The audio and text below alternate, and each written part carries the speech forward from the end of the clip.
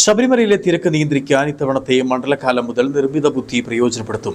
അധിഷ്ഠിത സംവിധാനം ഏർപ്പെടുത്താനുള്ള കരാർ ഓഗസ്റ്റ് 15-നകം നൽകാനാണ് തിരുവിതാംകൂർ ദേവസ്വം ബോർഡ് തീരുമാനം. പരീക്ഷണാടിസ്ഥാനത്തിൽ ഈ മണ്ഡലകാലം മുതൽ നടപ്പിലാക്കുന്ന പദ്ധതിയിൽ ആവശ്യമായ മാറ്റങ്ങൾ വരുത്തി മെച്ചപ്പെടുത്തും.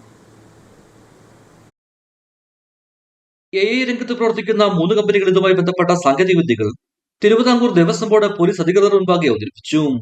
പരീക്ഷണാടിസ്ഥാനത്തിൽ മണ്ഡലകാലം മുതൽ നടപ്പാക്കുന്ന പദ്ധതിയിൽ ആവശ്യമായ മാറ്റങ്ങൾ വരുത്തി മെച്ചപ്പെടുത്തും. സംവിധാനം ഉപയോഗിച്ച് കേന്ദ്രീകൃത കൺട്രോൾ റൂം നിലയ്ക്കൽ പമ്പ, മരക്കൂട്ടം, സന്നിധാനം എന്നിവിടങ്ങളിലെ ഭക്തജന തിരക്ക് നിയന്ത്രിക്കാനാണ് ലക്ഷ്യമിടുന്നത്. നിലവിലുള്ള വെർച്വൽ ക്യൂ സംവിധാനവും ഇതുമായി ബന്ധിപ്പിക്കും.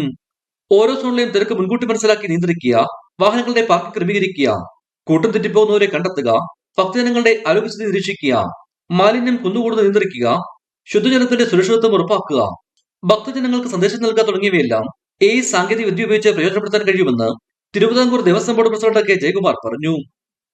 ഇടുക്കി വിഷൻ, സന്നിധാനം.